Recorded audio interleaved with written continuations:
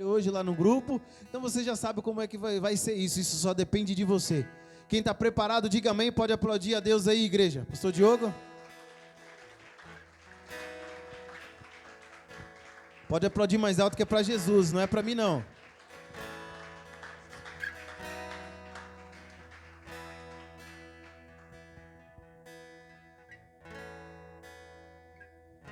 Glória a Deus. Boa noite, amada igreja. Shalom para todos. Como está o seu coração nessa noite? Já cumprimentou esse irmão aí do lado? Glória a Deus, aleluias. Dá um shalom para ele. Fala, é bom que você está aqui essa noite. No meio de tantas guerras, no meio de tantas batalhas, nós conseguirmos tirar um tempo para Deus, é muito pouco. Não é difícil, é muito pouco. Às vezes é mais fácil a gente falar, poxa, como foi difícil hoje vir à igreja. Nós falamos sempre de prioridades, igreja. Tem coisa que, quando é prioridade para a gente, não vai ser difícil. Porque as pessoas sabem sobre a nossa aliança. As pessoas sabem sobre o nosso nível de amor. Eu lembro quantas vezes no domingo, às vezes vinha familiar de longe, e era domingo, não importa que fosse, minha mãe falava, olha, daqui a pouco é o horário do culto e nós vamos. Eu doido para minha mãe, naquele dia, pular o culto para eu ficar em casa assistindo um Faustão, alguma coisa do tipo. Ou brincando com as crianças na rua. Mas para ela era algo muito sagrado, para ela era algo muito importante não falhar com Deus. E quando nós entendemos essas coisas e criamos hábitos, criamos alianças, quando nós começamos a viver em um nível de responsabilidade espiritual, e nós sabemos que nós não podemos negociar essas coisas, porque primeiro começa com a negociação em eu cultuar, depois começa com a negociação na hora que eu levanto para eu poder orar ou não orar, depois é uma negociação para saber se eu vou começar a ler a Bíblia algum dia ou não, porque entenda, você sempre será cobrado segundo aquilo que você conhece. Antigamente era muito bom para você pegar e ler qualquer versículo da Bíblia, mas a partir do dia que você sabe que você tem uma obrigação moral, espiritual e emocional de ler a Bíblia de Gênesis a Apocalipse, você nunca mais consegue fazer do jeito errado. Ou seja, você para de vez de ler a Bíblia ou você lê de verdade.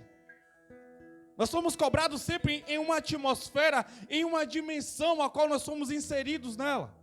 E quando nós entendemos a proporção das coisas, nós sabemos que nós temos agora uma responsabilidade espiritual. Quando Nicodemo chega no capítulo 3 de João, e ele chega com várias indagações, ele chega com coisas assim, ele queria falar sobre um patamar diferente quando Jesus queria falar com ele sobre o básico. Jesus estava falando assim para ele, você não vai entrar na minha casa pela janela. Se você quer entrar no meu reino é pela porta, e eu sou a porta, e eu sou o caminho, e eu sou a verdade. Importa-vos que nasça de novo. Importante é nascer de novo. Importante é ter uma crucificação do egoísmo. Importante é você ir para a cruz para que eu te ressuscite. E antes eu pensava que aquele que nascia de novo, depois dessa experiência, ele não voltava atrás. Mas aí eu comecei a lembrar das experiências que um dia Lúcifer teve antes da queda. Eu passei a lembrar dentre os outros homens que carregaram a glória de Deus. Dentre os outros homens que eram apaixonados, pessoas que foram capazes de entregar a sua vida e mesmo assim, o apóstolo Paulo fala no capítulo 13 de 1 Coríntios que mesmo que você dê o seu corpo para ser queimado, se não for por amor, não adianta nada. Ou seja, não é sobre eu estar fazendo, não é sobre apenas obras, mas é sobre a intensidade do meu coração. É sobre a sincronização do coração de Deus e do meu coração. E toda vez que a Bíblia fala sobre coração, ela fala sobre alma. Fala sobre o centro da vontade. Toda vez que a Bíblia fala que o coração é enganoso, está falando sobre a alma, está falando sobre emoções. E a emoção ela é enganosa. Um dia você está disposto a morrer numa cruz, no outro dia você está disposto a matar Jesus. Tem alguém aqui comigo? E nós precisamos entender que nós não podemos ser guiados pela alma. Não podemos ser guiados pelas emoções. Por isso que o apóstolo Paulo fala para você ter uma mente transformada, uma mente mudada. E para isso nós precisamos estar no Senhor. E se nós queremos estar no Senhor, Ele diz que o pai dele é o agricultor. E Ele diz que Ele é a videira verdadeira. E Ele diz que aquele que está no Pai, ele vai ser limpo. Ou seja, a limpeza é um processo. Tem alguém aqui comigo? Porque às vezes nós carregamos algumas maldições hereditárias. Carregamos algumas maldições dos nossos antepassados. Eu quero que você entenda isso nessa noite. Porque às vezes nós temos algum preconceito gospel no ano de 2024, que não existe mais maldição hereditária depois que você aceitou Jesus. Mas os seus frutos mostram completamente diferente. Às vezes você carrega uma doença da sua família. Às vezes você carrega uma diabetes, você carrega algum tipo de mau hábito. Talvez os seus pais nunca conseguiram se afirmar com Deus de verdade. Eram tracionados, a hora servia, a hora não servia. E você vem trazendo isso com você durante um tempo. Você diz, não tem nada a ver, eu já aceitei Jesus, estou limpo. Não, pare de se autoconvencer de algumas coisas que Satanás ministrou à sua mente. É necessário quebrar alguns paradigmas familiar. Quando você para você ver, lá no livro de Hebreus, já comecei a pregar, tá, gente? Não fique esperando pedir para você levantar hoje não, que você não vai levantar, que hoje é uma introdução para a pregação de domingo. Mas o conteúdo e a qualidade que Deus está liberando aqui nessa noite é sobre o terreno, é sobre a terra que vai receber a semente, ou seja, está falando sobre você. Deus está pregando para você nessa noite. Nós começamos lá em João capítulo 3, e vamos lá quando você para observar Hebreus capítulo de número 5, verso de número 11, ele diz assim: quanto a isso, temos muito que ensinar, assunto difícil de explicar, especialmente porque vós tornastes indolentes para aprender. Apesar de que, verso 12, apesar de que, a essa altura, já deveis ser mestre, ainda estáis precisando de alguém que vos instrua, mais uma vez, quanto aos princípios elementares da palavra de Deus. Voltaste a necessitar de leite, quando já devias estar recebendo alimento sólido. Ou seja, fala de processos de crescimento. Tem pessoas que começam muito bem, mas quando chega em uma determinada palavra, quando chega em um determinado confronto, ela trava ali. Não, vou ficar até aqui.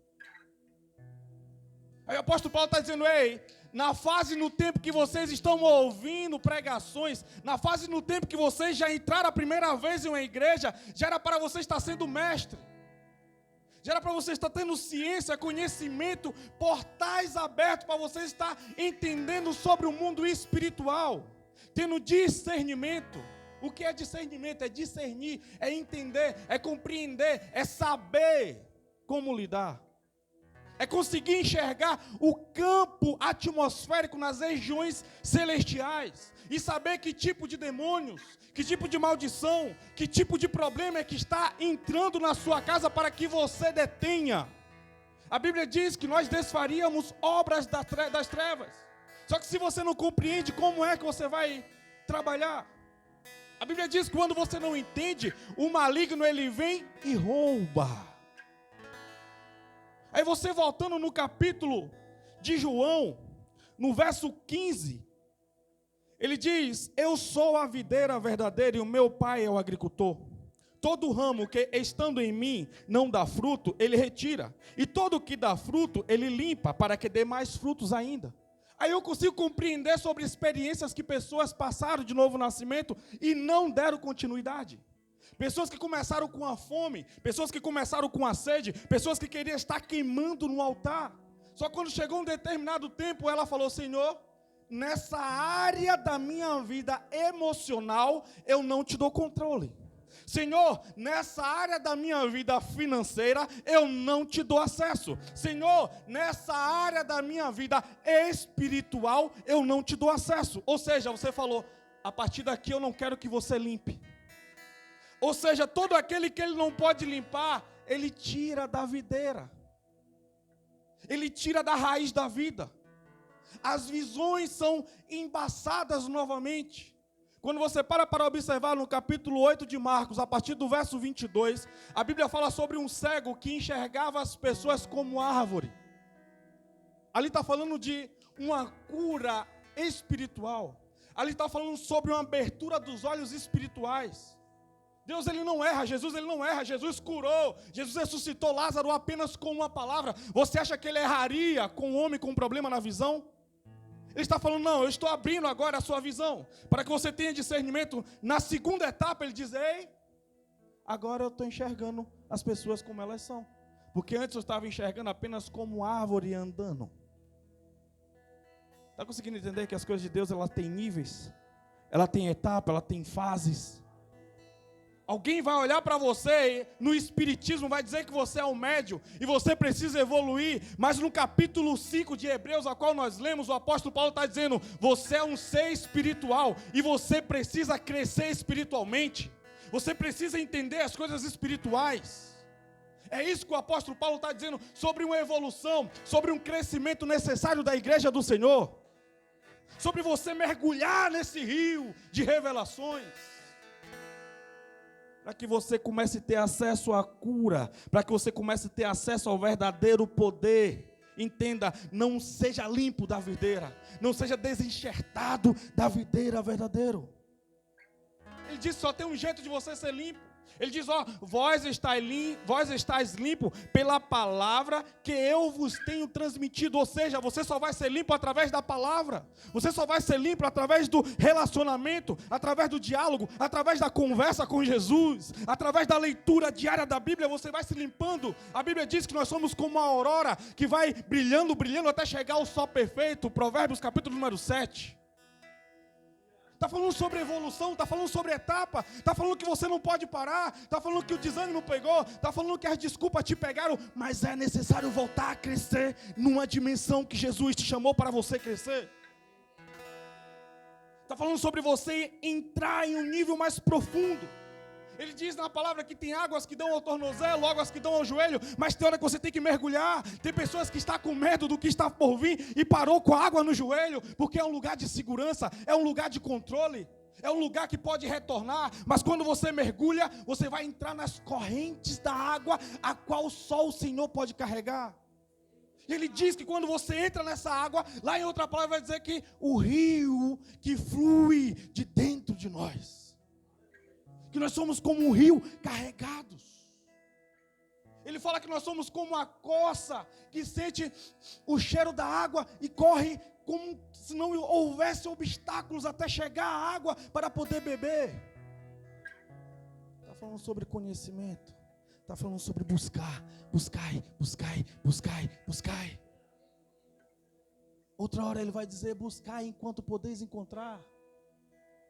E ele diz outra hora, lá em Jeremias, buscarei e me encontrarei. Aquele que buscar de corpo, alma, de todo o coração.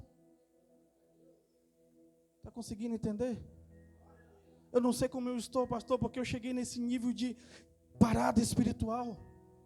Aí Tiago vai dizer no capítulo 4, chegai-vos a Deus, Ele chegará até vós. Mas ele dá uma condição, que as pessoas não entendem que condição é essa. Não é só chegar, não é só ter sede. Está falando de desprender, está falando de deixar. Ele diz, purificai a mão, pecadores. E vós de duplo ânimo, purificai o vosso coração. Mais uma vez ele está falando sobre a alma. Purificai a alma, limpe os desejos, limpe os seus olhos, limpe o seu coração. Porque tem um nível mais profundo de poder para vocês entrar. Tem um nível mais profundo de revelação. Tem um nível, igreja, se vocês entenderem. Se você saísse da janela da vontade e começasse a ir à prática. Porque essa visão, ela não purifica na teoria. Se você parar para observar, lá no livro de 1 Coríntios, capítulo 1, a partir do capítulo 2, a partir do verso 9, você vai observar que ele diz assim, olha, 1 Coríntios 2, no entanto, como está escrito, olho algum jamais viu, ouvido algum nunca ouviu, e mente nenhuma imaginou o que Deus predispôs para aqueles que o amam. Deus, todavia, revelou a nós por intermédio do Espírito. Sabe que o apóstolo Paulo está dizendo, ei, isso não é coisa geográfica, isso não é coisa física. É por isso que os olhos não podem ver, é por isso que a mente não pode imaginar. Porque eu estou chamando vocês para uma atmosfera espiritual. Eu estou chamando para vocês uma atmosfera de revelação, uma atmosfera de conhecimento, uma atmosfera de amor. Porque é uma atmosfera completamente diferente. É uma atmosfera que ele participou, ele falou, não posso falar, eu fui impedido de falar. É necessário que vós nasça de novo, é necessário que vós pratique essas verdades. Lá no verso 14 ele diz assim, olha, as pessoas que não têm o Espírito não aceitam as verdades que vêm do Espírito de Deus, pois lhe parecem absurdas e não são capazes de compreendê-la, porquanto eles não discernem espiritualmente. Tem alguém aqui comigo? Quando a gente volta no capítulo 15 de João, ele vai dizendo, ei, é necessário que vós seja limpo, para que vós seja mais limpo ainda. Parece redundância. Mas está falando sobre você começar a entender sobre o campo espiritual das coisas, para você começar a avançar, para você começar a ir, para você começar a andar em uma dimensão diferente. Quando você para observar o começo da história, Deus ele começa com uma aliança incrível com Adão, uma aliança incrível com Eva. E ele tem ali o prazer de descer todas as tardes e conversar. Só que no meio do trajeto a Bíblia fala sobre o primeiro filho, o primeiro homem.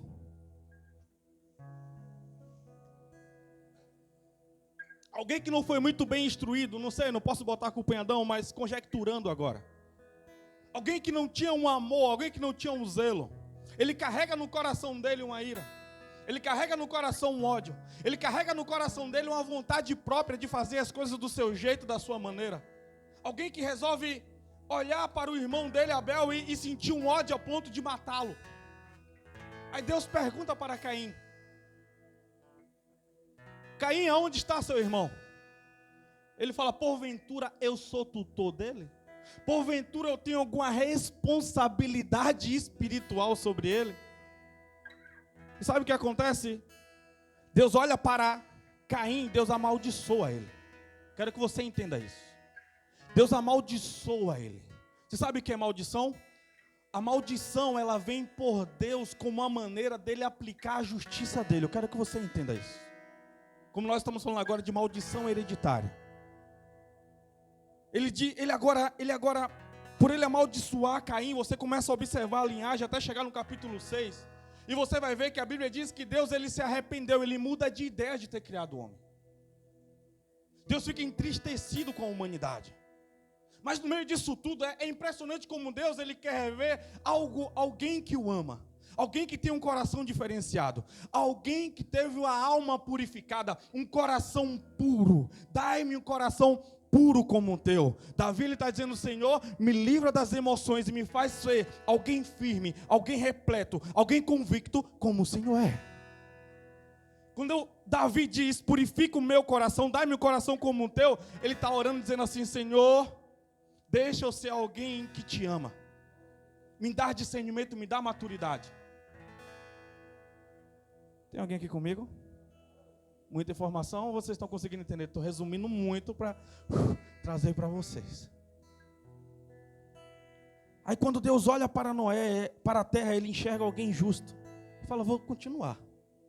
Vou acabar com uma grande maioria desses miseráveis, vou amaldiçoá-los, matá-los, exterminar e começar com uma família diferenciada.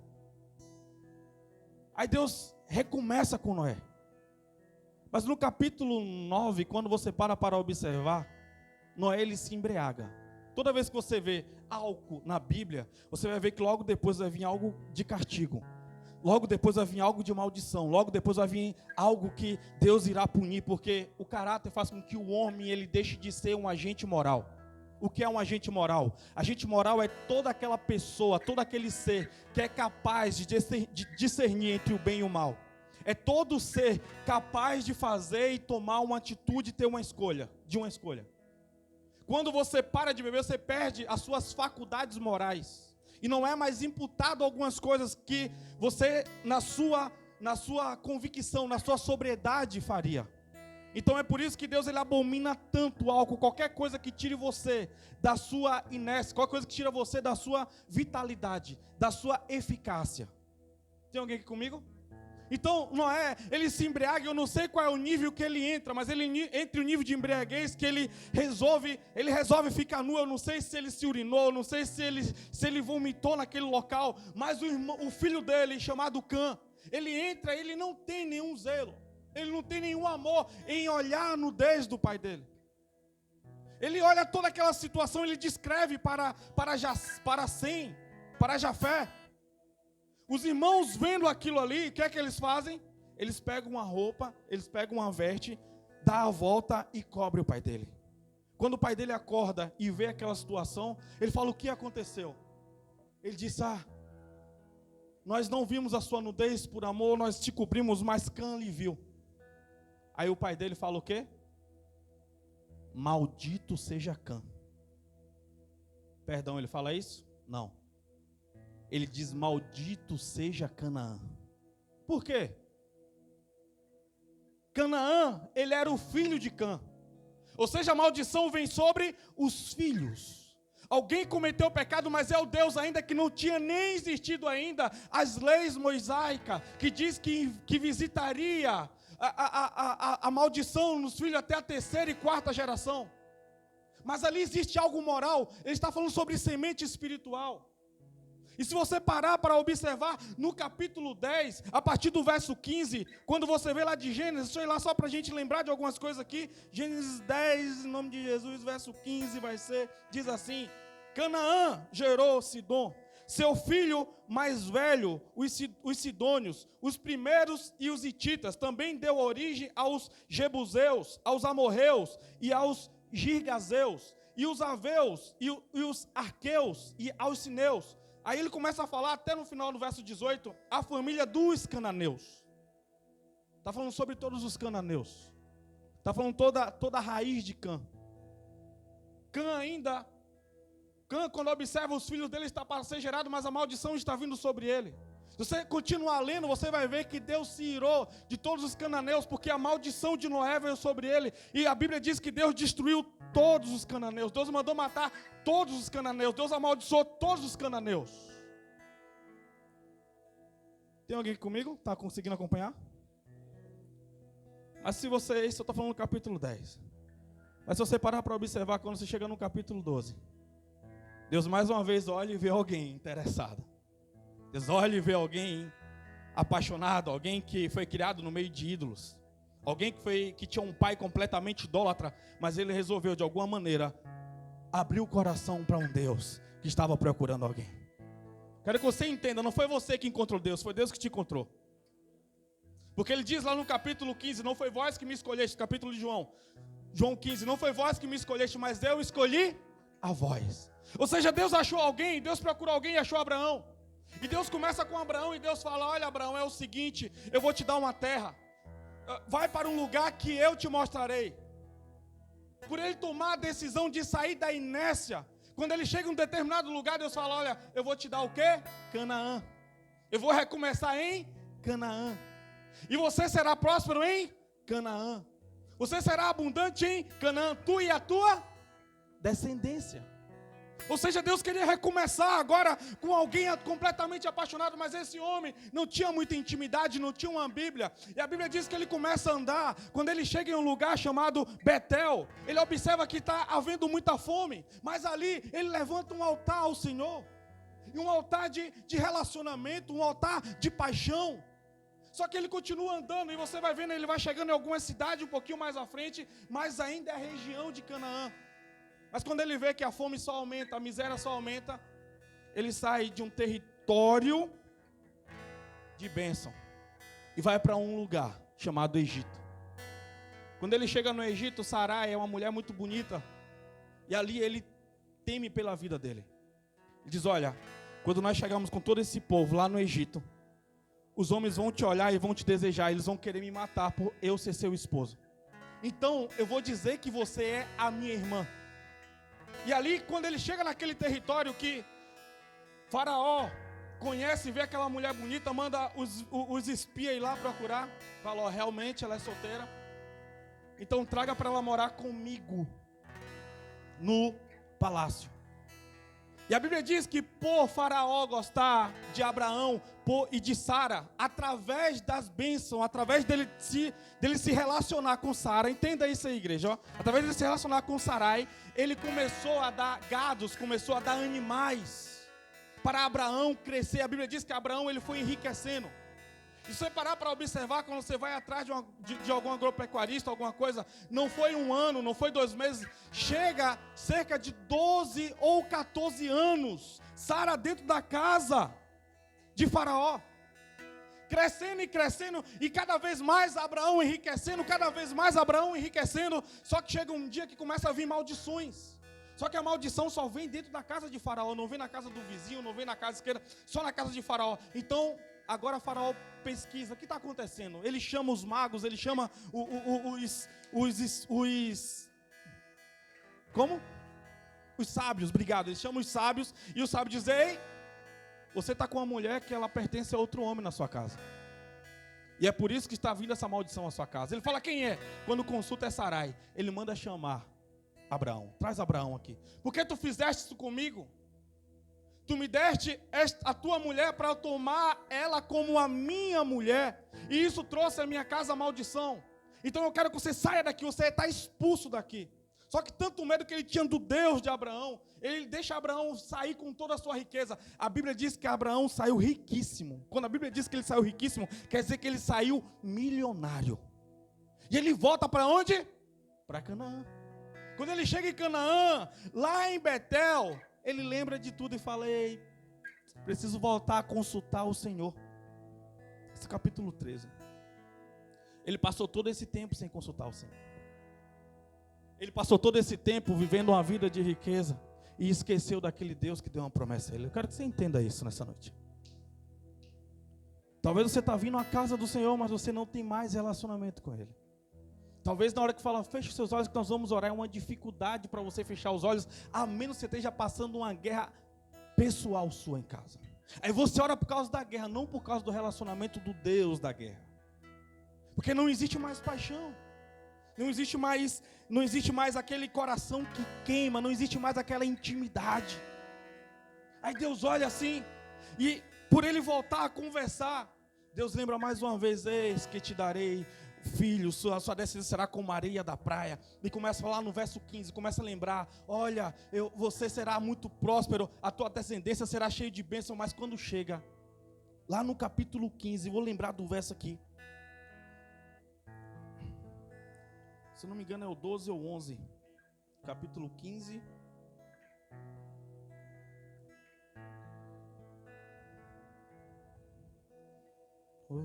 13 diz assim, então o Senhor falou a Abraão, sabe com toda certeza que a tua posteridade será peregrina em terra alheia, e será reduzida à escravidão, e será afligida por 400 anos. Você consegue entender? Que esse povo vai passar tudo isso, vai chegar José, e vai chegar o tempo que esse povo, porque de uma desobediência de Abraão, esse povo vai sofrer durante 400 anos como escravo na terra do Egito. Você está vendo como a maldição ela vem seguindo? Você vai vendo que a maldição é uma forma do Senhor aplicar a justiça.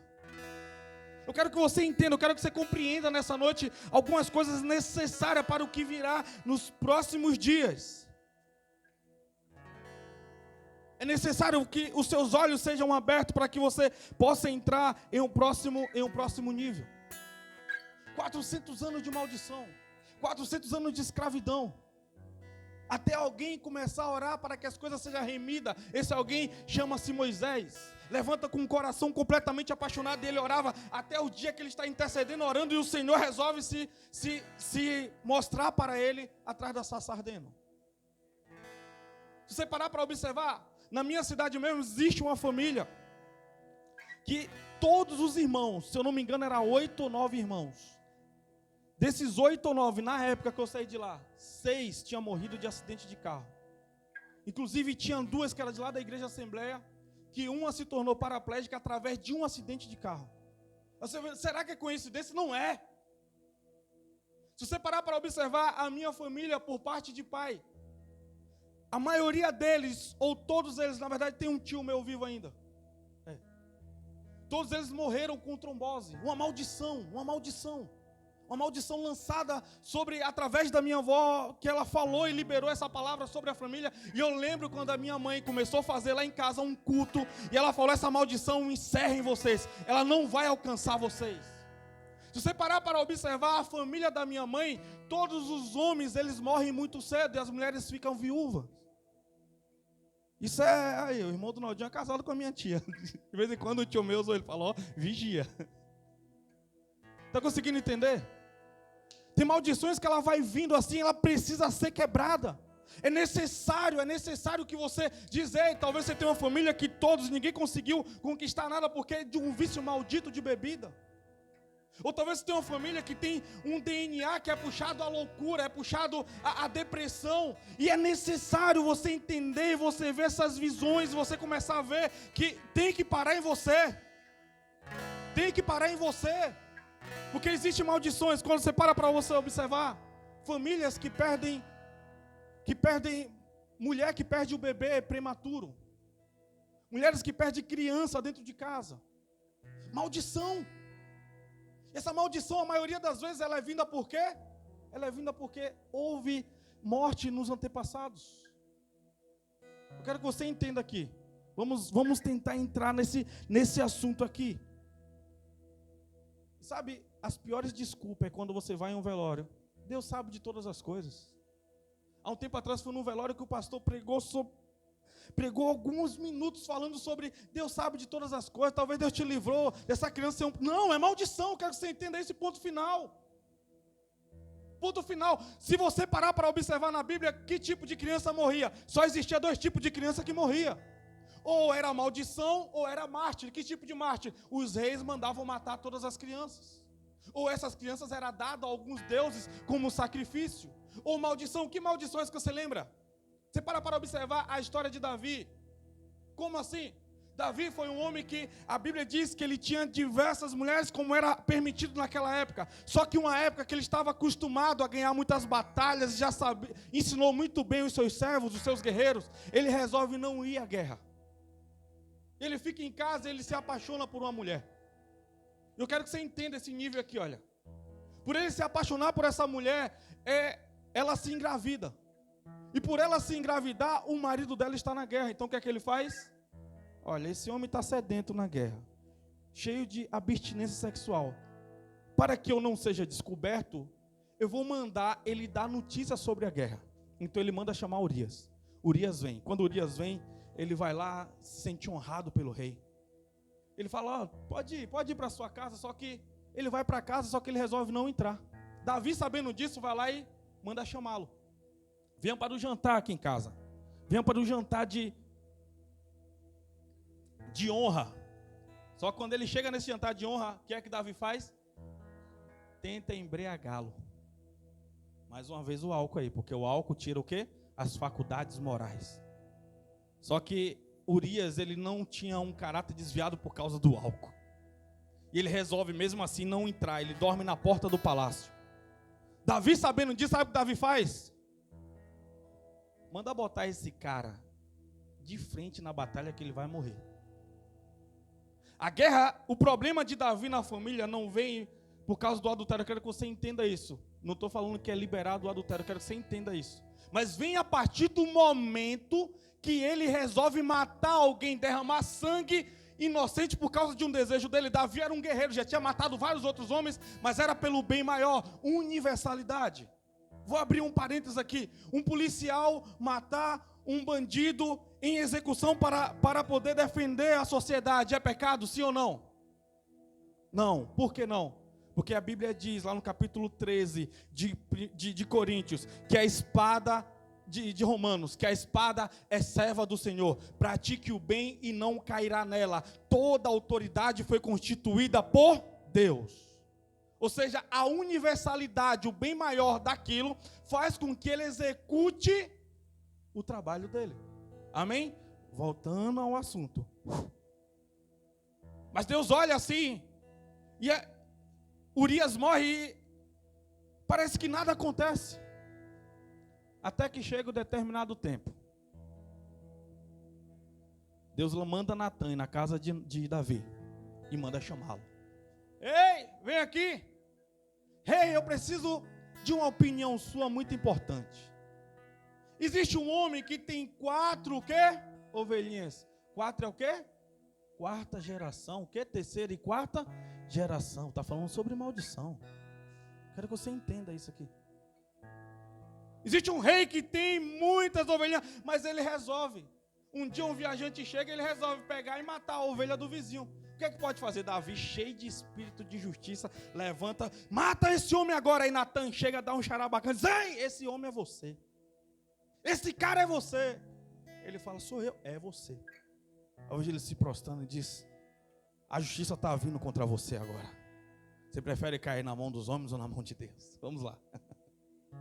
Ele: não, eu quero cair na mão de Deus. Tá bom então. A justiça virá sobre você. A espada, está falando sobre morte, não apartará da tua casa. Casa significa família.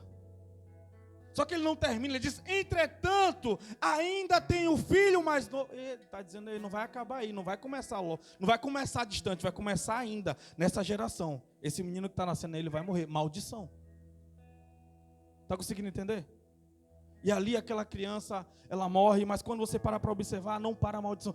A Bíblia diz: olha, o teu pecado foi em oculto, mas eu revelarei. Por que ele está dizendo? Ele está falando sobre os filhos de Davi, que é um desastre.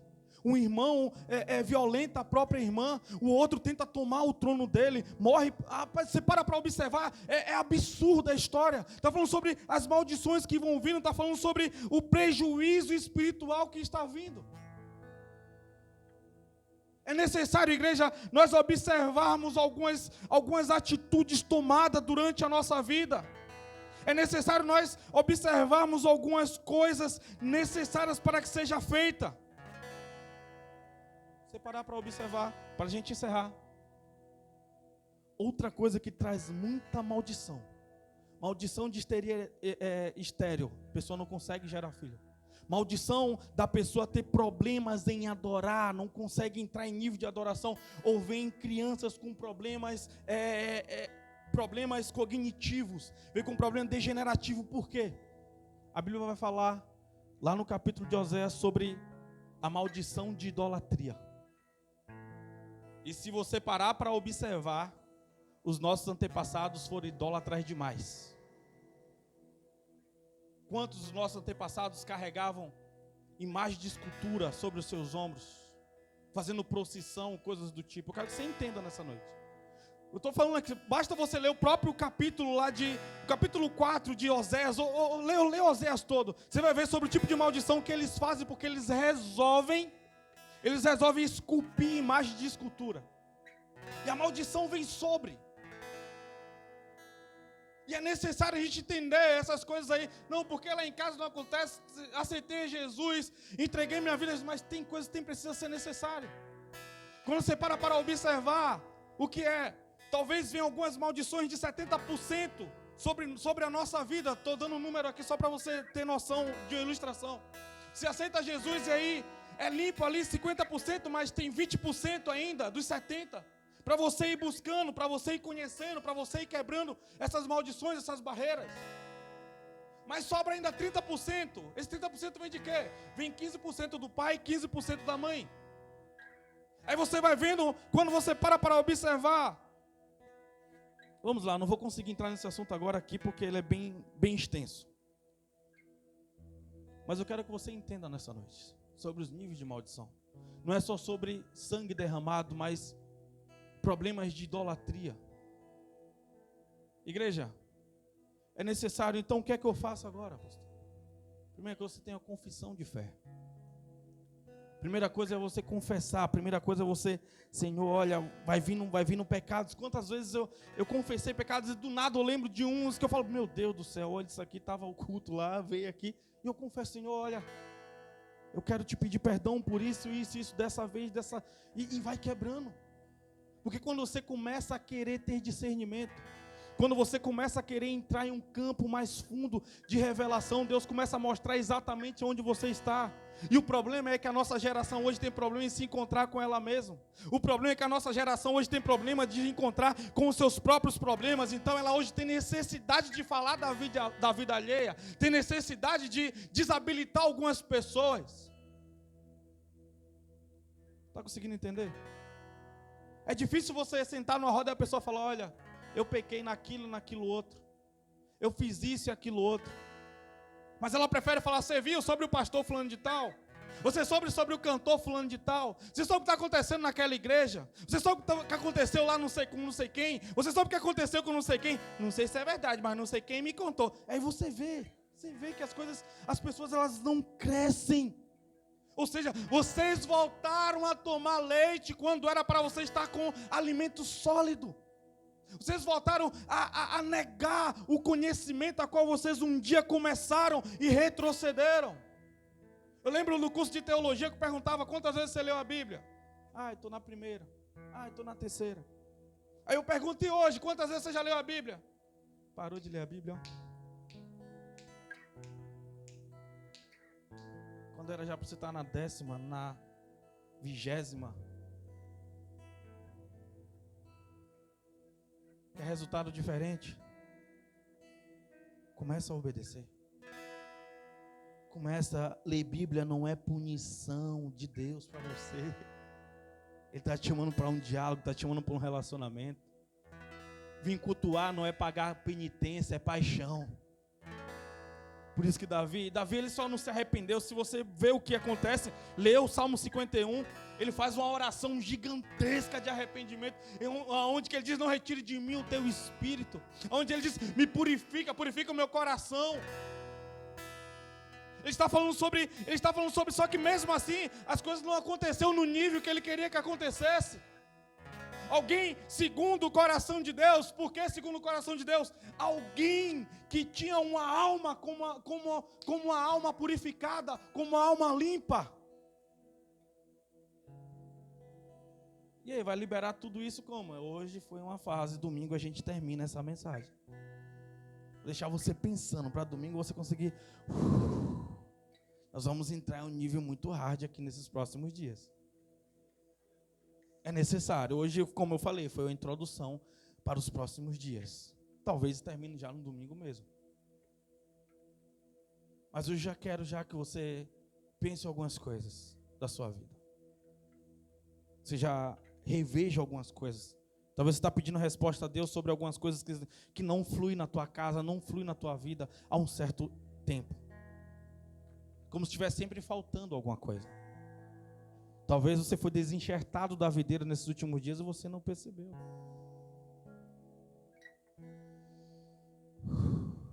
Vamos lá. Eu quero orar com vocês. Você que pode, se coloque de pé.